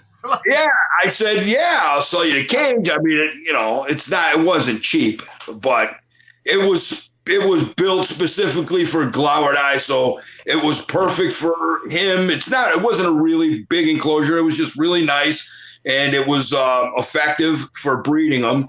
So he took them. But now with the room I got, I've added this here. This is actually right where the Glauerdi were. And this is my the raise up sulfurs that I had since hatchlings. They're like I said, 24, 26 inches, something like that. So now with the room I made for this, I'm moving out some of these raise up cages here. and I'm going to be switching around. It's going to be a little different down here. So I'm going to hopefully I know I'm going to do a room tour myself, but I think Dave said he's coming here in August. We're going to do another room tour, and then he's got that fishing channel, and we'll go fishing on my lake. So awesome. Yeah, I look forward to that. Yeah, Dave is just like, man, making content for man, that's freaking awesome, man. for That's me, like- man, because Hey, the fishing channel. Dave is good at what he does, man. That's for sure.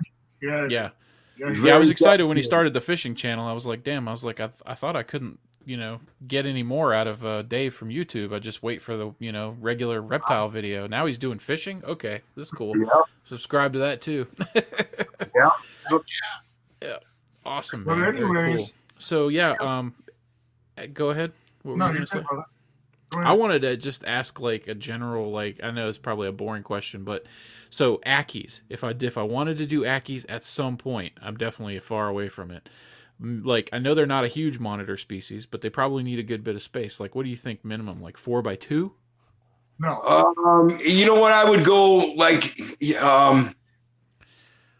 I'm like old school. So when you say 4x2x2, that's length, width, and height generally.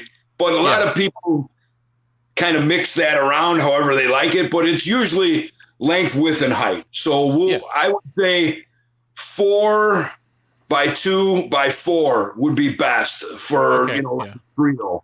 I mean, it's a little overkill. You could do it in much less, but yeah, again, I like to give them a bunch of shit to do so I could see them interact with their habitat. So 4x2x4 would work.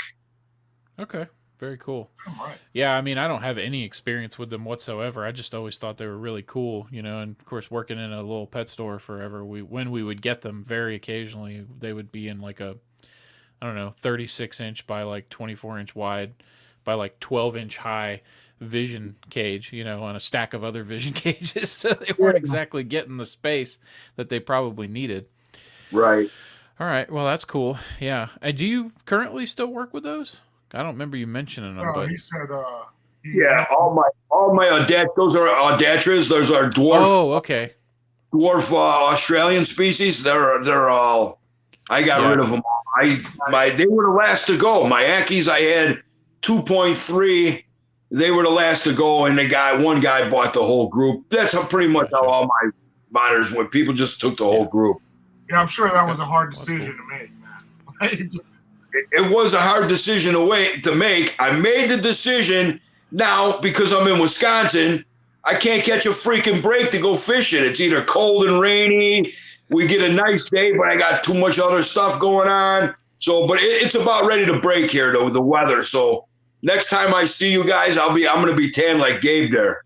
Hey, there you go. That's what's up. Instead of looking like Casper, the friendly old man here.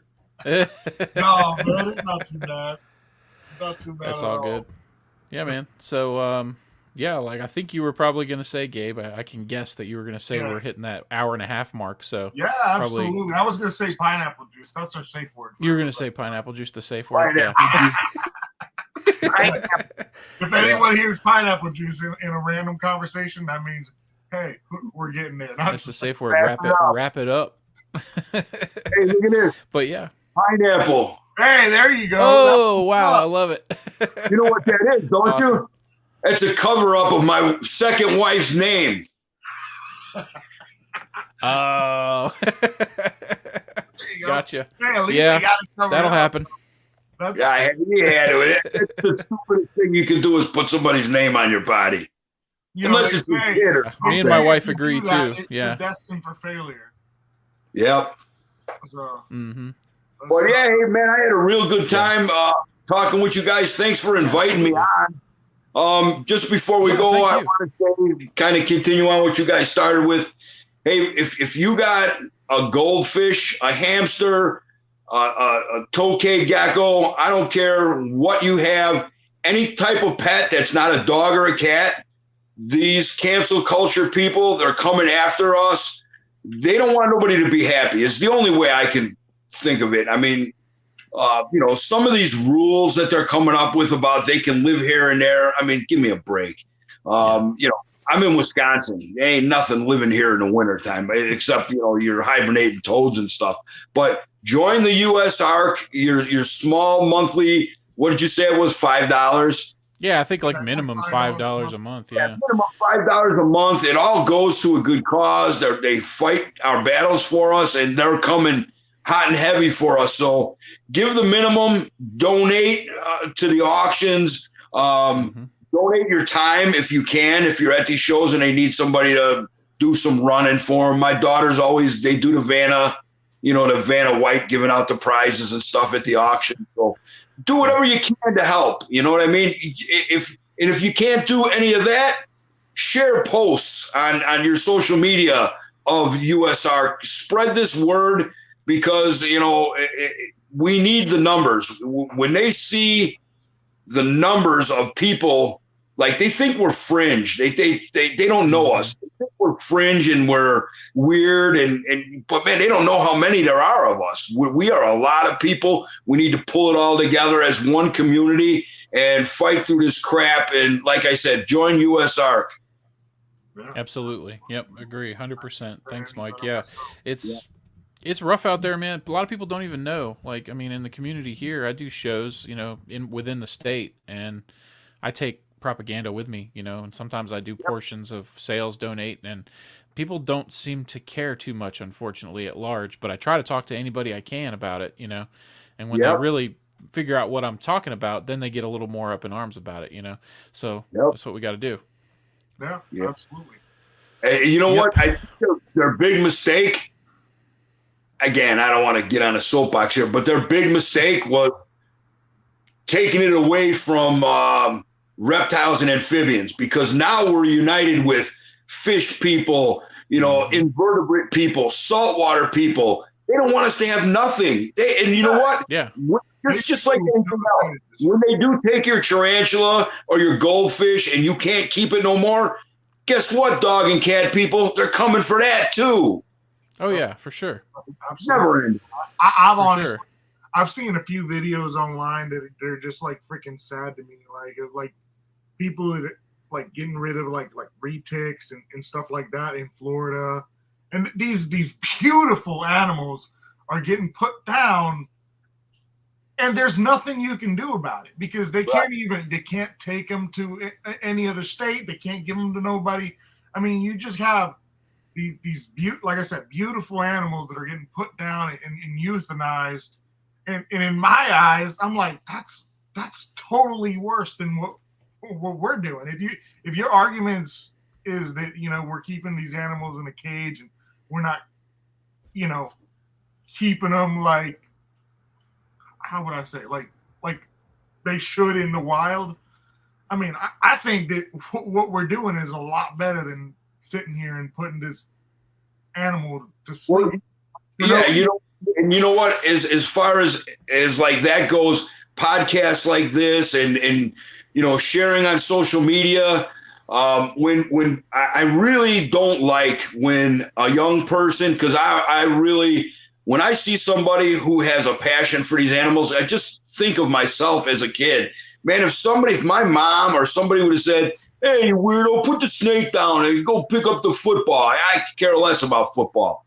I wanted to be around nature, fishing, and animals. So when I see young people come on these little groups and stuff on Facebook and these half-ass experts, and I throw up the air quotes because they don't know shit. They know less than the other kid because the little kid has passion. You're a mean person because you're going to tell him, "Oh, you're not doing it right. It's going to be dead in 6 months." Rather than saying that, why don't you say, "Hey, look, all you got to do is take a piece of plastic, cover that screen top, and it'll hold in some more heat and humidity, and that'll help your animal." Instead of being a dick, try to help somebody. So that's what I always do. I always try to help people, and there's a lot of people that I could care less about, but I want the animals to do good, and because you never know who the next guy to do something, great in this stuff.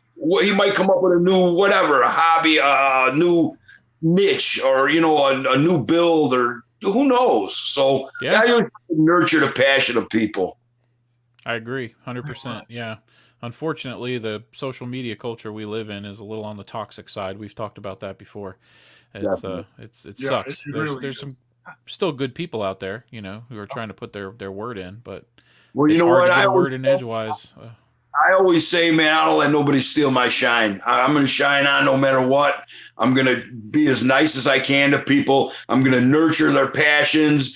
I'm going to help them. I'm going to, give them advice. I try to be as transparent as I can with all this stuff. If you want to know about drilling a tank, get a hold of me. I'll help you drill the tank. You want to learn about zoopoxy or pill bugs or leaves from your backyard or the branch is too big to bake? You don't need to bake it. Just talk to me. I'll let you know. Yeah, absolutely.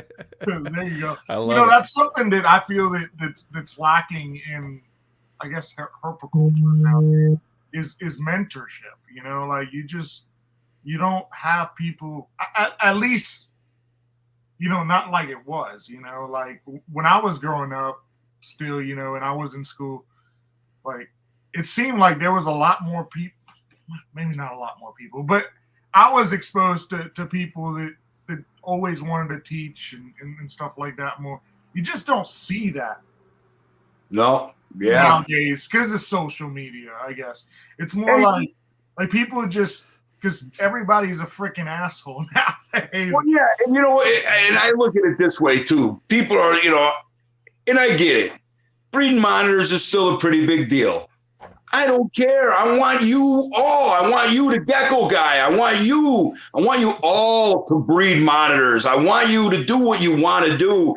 I don't hold nothing back. I tell you what I do here. Of course, from region to region, area to area, the temperatures are different, humidity and barometric pressures, and it's all going to vary. But I give you a baseline of what I do here in a basement in Wisconsin. And with a little bit of tweaking and adjusting, man, I want you to have an incubator full of eggs. I really do. This ain't, I'm not doing brain surgery. I'm not curing cancer. I breed lizards. It ain't a big deal, dudes. And I'll share all that information with anybody.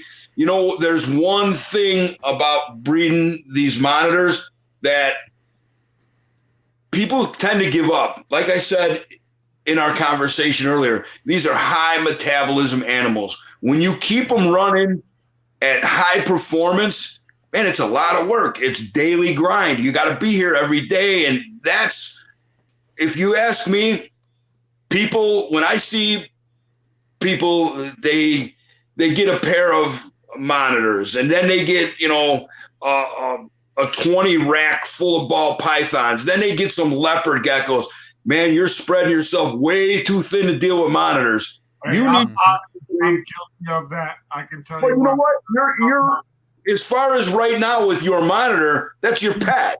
And you do what you can with them, the best you can with them. If you wanted to breed that thing, you can have all that stuff, but you're more attention to get positive results from monitors. You're going to have to put that on your monitors, which is almost a beautiful thing because snakes don't require, daily feedings. They don't require daily, you can get away with not cleaning a water bowl every day with a snake, they shit once a week. You spot clean the enclosure. It's a lot different. So just know one thing, when you're dealing with monitors, it's an everyday deal. They're high metabolism animals, and you need to be there to support that. Yep, like I said, it's like having another girlfriend, man. Really High maintenance. I'll be honest though, I wouldn't change it, man. I love it. It's weird when you have this animal that can't talk to you, can't do nothing. It can do a lot, but it can't talk to you. It can't really communicate with you. But it's just the bond that you can build with these things. You can build a bond with them, and while you're building that bond with them, and once you learn how to read them, they actually do talk to you. They'll let you know. I can say that. They'll let you know it's too dry in here, so they'll burrow to get a little. That's why we use massive amounts of soil with monitors, because it holds mass. It holds steady temperatures. It holds steady humidity. It's easier to maintain that way.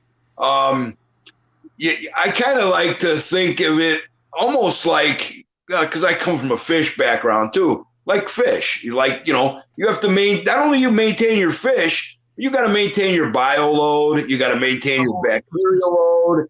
And that's pretty much what it is with monitors as well. Damn right.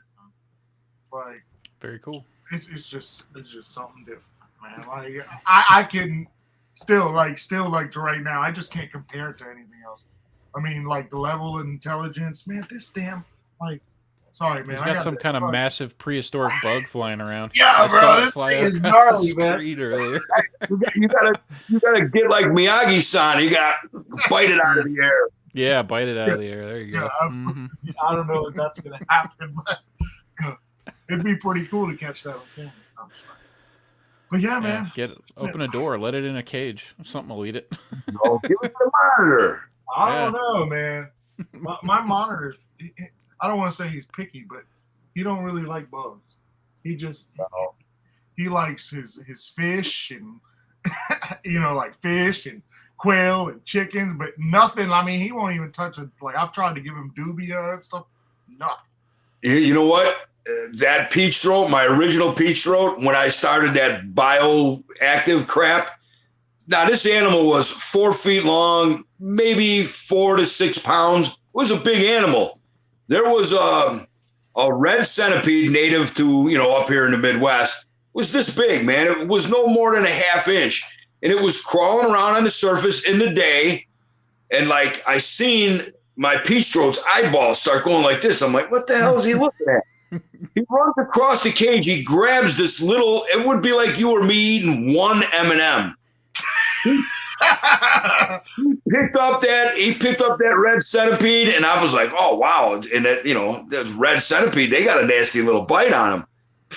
No problem. Down the hatch. And so yeah, maybe they maintain the load with the workhorses too, That's possible. That's yeah, sure. Yeah, you got to have a predator in there to keep everything in balance, so yeah, for sure. Well, you do when you're messing with these big monitors. That's all right, man. All right, yeah. We're actually, look at that. We just got another 20 minutes out of that. Yeah, we did, absolutely. And it was great. Fantastic. No, bro, absolutely not. Awesome. There are no rules. I love it. Man. I love it. It's just, see how the conversation goes. And honestly, this has gone pretty damn great. I was saying while the camera went down, your phone went down. I was kind of fangirling over this episode. I was just like so freaking excited. I was like, I get to talk to Mike. What can I say?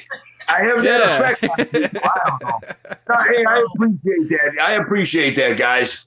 Yeah, for sure. Wow. Yeah, so as we said, we do have links in our description. Wow, I just can't talk tonight. In the description of this video, there are links to your social media accounts, your website, your YouTube. So where can people find you? Just Mike's Monitors, all that stuff? Yeah, either Michael Stefani, that's my kind of like my personal Facebook page. I put my kids and stuff. I put lizards on there too, but yeah, Mike's Monitors on Facebook, Mike's Monitors on Instagram, Mike's Monitors on YouTube, and yeah, mikesmonitors.com is my website. So Also one more thing I want to push out there. May 28th in Minooka, Illinois is Monitor Fest. It's the first ever Monitor Fest. My good buddy, Brian Waterloo, he's a lace monitor breeder. He's put it on at his house, and he's got some awesome, big zoo exhibit type enclosures in his pole barn. So if anyone could join, like I said, it's in Minooka, Illinois. You can check out monitorfest.com. That's May 28th, and all are welcome. So just go to monitorfest.com and give Brian an email and tell him you're going to be there, and it's that simple. It's just one day of like-minded people hanging around in the backyard, drinking some cold ones and, bullshit and talking animals. Dude, so it's sounds awesome. All right. Well, I guess we're gonna try and do our little outro. Let's see if we can get it. Well, I'll let you do it, Nick. Because You want me to do it? All right. Yeah, Cool. heck yeah, bro. Like I always right, screw it up. Yeah. A big thanks to everyone who joined tonight. Mike's kids, it was awesome having you here. Angelino, I think I saw somebody else who was going by a different name on here. Half Baked Tomb said, "Hey, that's my dad," early on. So it was nice to have you there. That's the name they're going by. I don't know their full real name, but Half Baked Tomb, like a tomb, like Tomb Raider. Wow. It just says, "Hey, that's my dad." LOL. So yeah.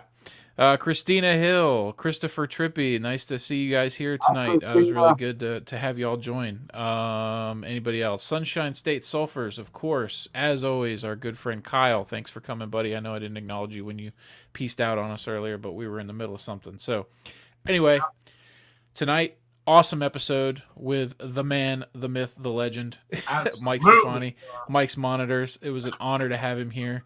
As always, we've been hanging out. Mike's been hanging out. You've been hanging out. This has been Reptile Hangouts, and we'll see you guys in the next one. Oh, I forgot to make this announcement in the beginning. I'm really sorry. I just screwed up the whole thing. We're not having it. We're not having an episode next week. We are taking a week off to discuss a possible schedule change. So if you get to the end of this video, you'll know. If you don't be surprised if we don't have an episode next week. We'll make a short and post it up. So people I will. Yeah, I'll make a short when I know exactly what it is we're going to do, and we'll post it on the channel. Absolutely. So thanks again so much for coming, guys, and we will Thank see you you very next much, time. guys. And hey, brother, Thanks, Mike. I look forward to having another conversation with you about this Supoxy because I'm gonna switch all my shit over because Anytime. I I'm more haven't than seen happy nothing to help better you. than that, brother. Hey, another thing, if anybody's, I hate to keep doing this. No, yeah, keep it going. Yeah. If anybody's interested in learning about the Zoopoxy, me and my friend Steve Sandin, we created a Facebook page called Polygem Zoopoxy Vivarium Construction. I'm about to look it up right now. Yeah, join it. I'll put you guys right in. There's so many great builders and artists. Steve Sandin is amazing. He comes up with some great enclosures, and you guys got the exclusive on a new one, but I will be posting that on that page tomorrow. So thank you, guys. Polygem Zoopoxy Vivarium Construction. Well, I'm looking it up. I'll tell you, man. I'm seriously doing it. He's doing it. He's getting in there. I'm gonna do it too because I like the whole. I like decking out enclosures with backgrounds and stuff, but I've never used that stuff, so I'm gonna join it too for sure. Yeah. Beautiful. There you go. Yeah. It's easy. It's easy, Nick.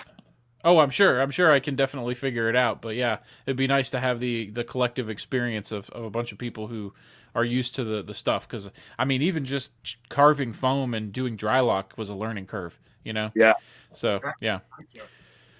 All right. Well, we're gonna go ahead and wrap it up for real this time, guys.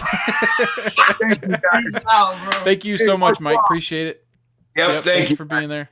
Yep. Yep. All right. Go ahead and hit in there. Bye now.